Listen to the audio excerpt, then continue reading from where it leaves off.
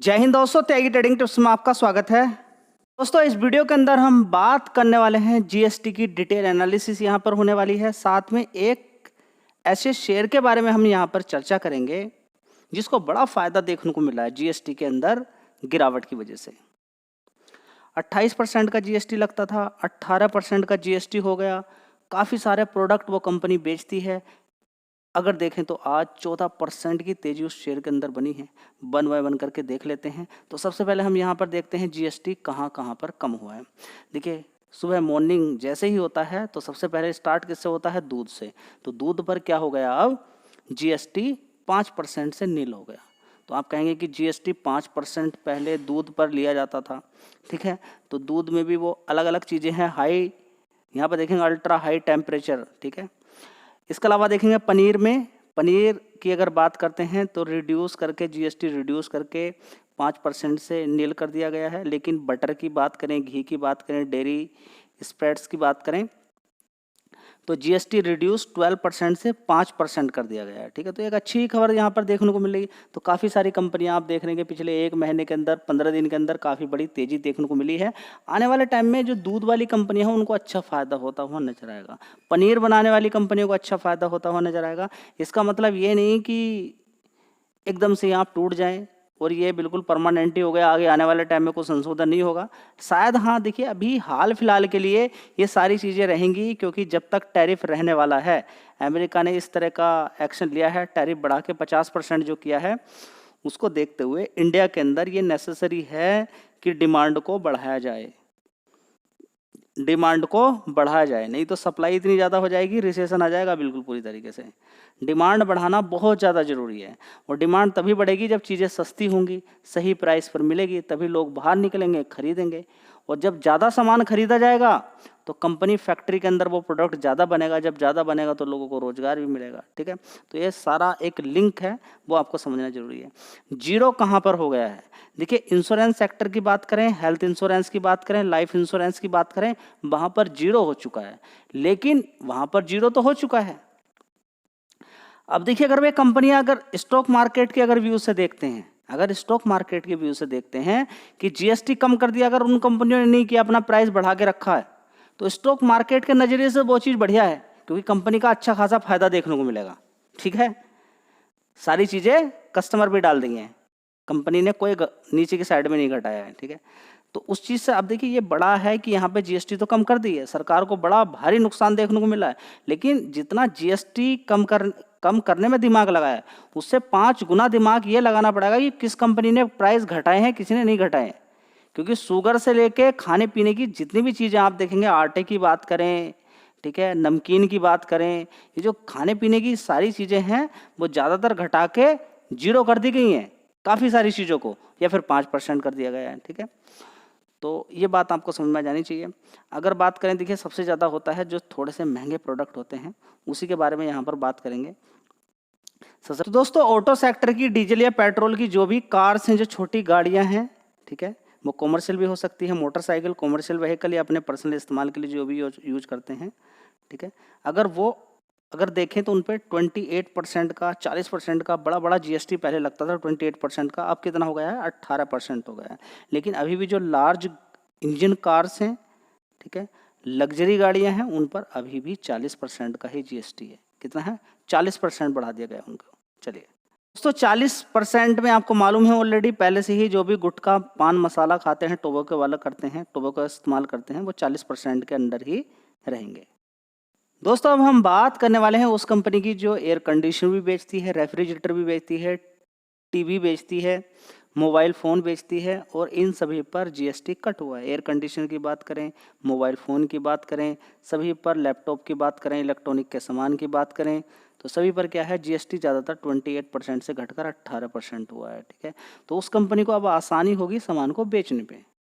देखिए, 28% का जीएसटी लगता हो और अब 18% का जीएसटी लगेगा, तो आसानी से लोग खरीद सकते हैं, फ़ायदा होगा। जैसे कि ऑटो सेक्टर के अंदर देखें, 50-50, 60-60, 70 हज़ार, 1-1 लाख गाड़ी के अकॉर्डिंग बड़ा फ़ायदा हो देखता हुआ यहाँ पर लोगों को फ़ायदा देखने को मिलेगा। देखिए 50,000 1,00,000 रुपए का अगर फ़ायदा होता है लोगों को तो बड़ा फ़ायदा देखने को यहाँ पर मिलता है, ठीक है। इसी तरह से एयर कंडीशन के अंदर भी अगर 3-4 हज़ार रुपए की अगर बचत हो जाती है तो ये बड़ी बचत होती है, आसानी से लोग खरीद लेते हैं। चलिए, शेयर का नाम है इलेक्ट्रॉनिक मार्ट इंडिया लिमिटेड। देखिए मैं ये नहीं बोल रहा हूँ कि आपको ये खरीदना ही है, मैं जस्ट यहाँ पर एक इन्फॉर्मेशन आपको दे रहा हूँ कि ये कंपनी ये काम करती है। इसका मतलब ये बेचने का मतलब 28% से 18% की जीएसटी हो गई।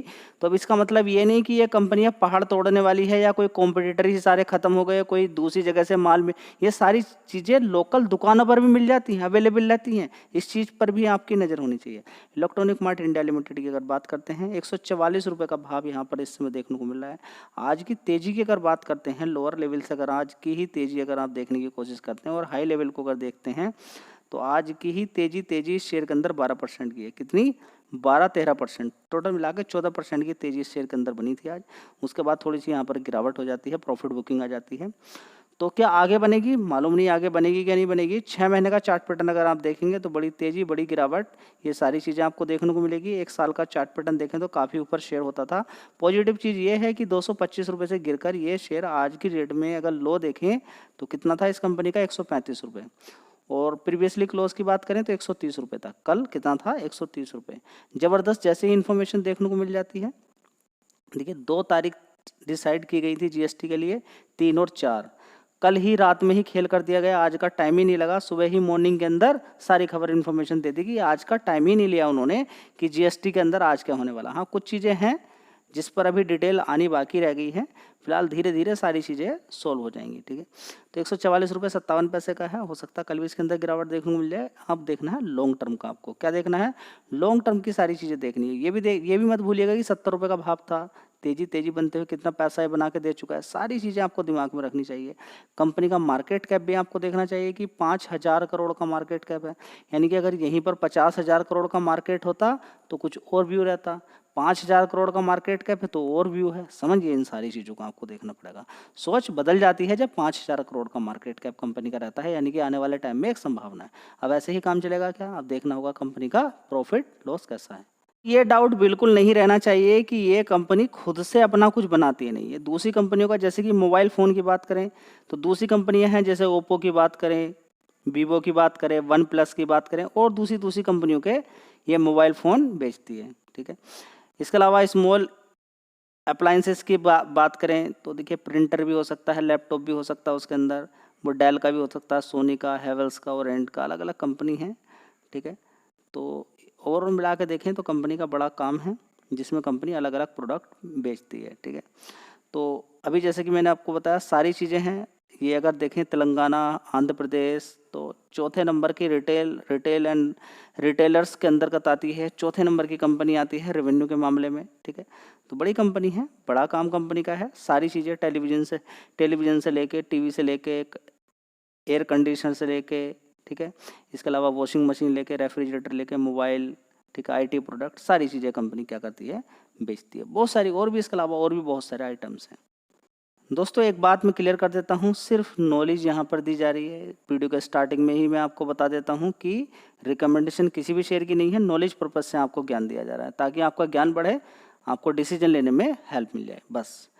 जून क्वार्टर 1 साल पहले की बात करें 1,900 करोड़ का रेवेन्यू आता था, उसके बाद 1,300, उसके बाद 1,800 करोड़, उसके बाद 1,600 करोड़, उसके बाद 1,700 करोड़, ठीक है। तो पिछले क्वार्टर से थोड़ा सा इंप्रूवमेंट है, इस वाले क्वार्टर्स की बराबर है।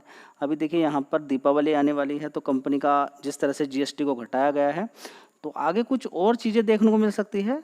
नेट प्रॉफिट के अंदर कुछ उछाल देखने को मिल सकता है। अभी तो ऑपरेटिंग प्रॉफिट की बात करें तो 84 करोड़ से 99 करोड़, 107, 110 करोड़, अच्छा बढ़ रहा है, लेकिन पिछले 1 साल के अकॉर्डिंग थोड़ा सा कम है।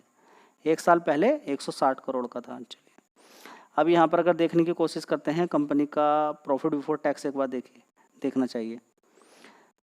29 करोड़ था, उससे पहले 38 करोड़, उससे पहले 42, उससे पहले 33 करोड़, उससे पहले कितना था? 103 करोड़। तो बात करें तो प्रॉफिट बिफोर टैक्स के अंदर उतना तो जंप नहीं है और ना ही उतना अच्छा है, ठीक है। तो ये मत सोच लीजिएगा कि फंडामेंटल काफ़ी मजबूत हैं और बहुत ही अच्छे हैं, बस अभी कूद जाए हम, ठीक है। तो देख लीजिए 25 करोड़, 32 करोड़, 27 करोड़, 22 करोड़, मतलब कि एक तो कम था, कम से भी कम हो गया, यानी कि फ्लैट थे पिछले 3 क्वार्टर से, अब और नीचे की साइड में खिसक गया। चलिए एक चीज़ और यहाँ पर देख लीजिए कि कंपनी पे कर्ज ज़्यादा कोई खास नहीं है। प्लस पॉइंट मिल गया आपको। 1900 करोड़ का बोरोइंग थी कंपनी पे। देखिए रिजर्व्स कितना, देखिए सबसे पहले रिजर्व्स देखिए 1146 करोड़ का, कितना 1146 करोड़ का। तो बोरोइंग काफ़ी अच्छी है। ये अदर लाइबिलिटीज़ की अगर बात करते हैं तो वो नहीं देखना आपको, आपको देखना है क्या, बोरोइंग देखनी है, ठीक है। कितना है 1976 करोड़, और रिजर्व्स कितना है 1146 करोड़ का। चलिए अब देख लेते हैं यहाँ पर FIDIS। तो FIDIS ने बड़ा बढ़िया माल यहाँ पर खरीदा था। देखिए 2% की हिस्सेदारी थी FIS की, DIS की 7% की, और आज की डेट में आप देख लीजिए कितना 9% 2% से कितना पहुँच गया 9%। और अब माल भी थोड़ा थोड़ा निकालना शुरू कर दिया। 7% से 17 18% तक हिस्सेदारी पहुँच चुकी है DIS की। यानी कि आने वाले टाइम में कुछ और भी बड़ा देखने को मिल सकता है भाव यहाँ से। अब ऐसा नहीं कि बिल्कुल ख़त्म हो गया और यहाँ से आगे भाव नहीं जा सकता है। कंपनी के अंदर दम तो है, लेकिन ये दम कंटिन्यू रहना चाहिए। दम का मतलब दिखना चाहिए, ठीक है। तो ऐसा भी नहीं कि बहुत ज़्यादा मज़ेदार इस कंपनी का प्रॉफिट एंड लॉस है, ठीक है। याद रखेंगे प्रॉफिट उतना मज़ेदार नहीं है, रेवेन्यू भी उतना मज़ेदार नहीं है। आगे मज़ेदार हो जाए तो मज़ेदार वाली बात है। चलिए वीडियो अच्छी लगी लाइक शेयर कर दीजिएगा। धन्यवाद।